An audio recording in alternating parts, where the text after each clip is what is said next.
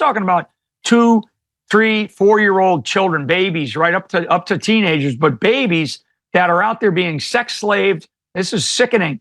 And so this has got to be like sort of a first priority within this campaign, because that's part of what we as Americans should do. If we want to say we maintain the moral high ground, we should immediately go after this. And we have people inside the government right now, some of whom are whistleblowers who are ready to go to work for us. And there's others that I know that are in the government that have been crushed when they have risen their heads to talk about this kind of stuff. As you said, go after the serious criminal gangs so the public sees it's the right thing to do and that Trump's protecting them. It legitimizes everything else he's doing. That's the right thing to do. Go after the criminal gangs, go after the terrorist, and that's the war right there that's real and unifying and right. People totally get behind him. Then the human trafficking at the same time, which goes right to the Democrats and the NGOs, and then that is the domino that's the right thing to do as well, that brings them all down. And I think people need to understand that the NGOs, there's a lot of churches, a lot of faith-based organizations that are involved in this kind of stuff. So some of these are faith-based organizations that hide behind that, and we know exactly who they are. And I will tell you, I keep a list right here. I'll show you this right here. Okay, this is my enemy terrain.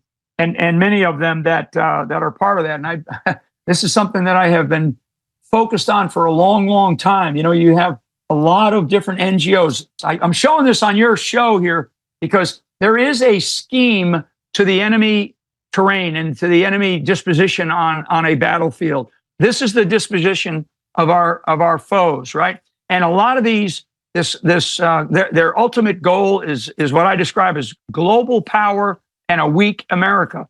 Well, we just won a major victory last night, and that victory has to be sealed by us continuing to fight, like I say, through this objective. And on this map are a series of non-governmental organizations, a number of faith-based organizations that are directly involved in the illegal invasion that this country has been experiencing, even going back to Obama, but clearly during the last 3.5 years under the Biden-Harris administration. And I'm telling you, these exist. We know where they are. We know exactly how they operate.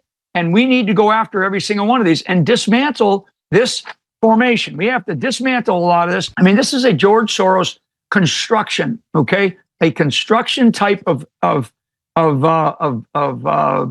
organization. And what they've done is they've created for-profit organizations, and then under them they have these nonprofit organizations, and then they have these non-governmental organizations that tie directly into the U.S. government and get grants. I mean, to the tune of millions and millions of dollars of U.S. taxpayer money to be able to go and do these kinds of tasks that we're talking about right now. Some of the NGOs get billions.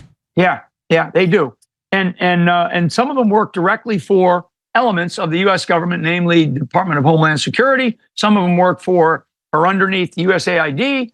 And a lot of these NGOs, they not only operate like at Eagles Pass, Texas, but they also operate in St. Louis, Missouri, or they operate in Chicago, Illinois, or they operate in Boston, Massachusetts. These NGOs are spread and sprinkled all over the map to be able to function as like sort of enemy forces, if you will, on the battlefield of America.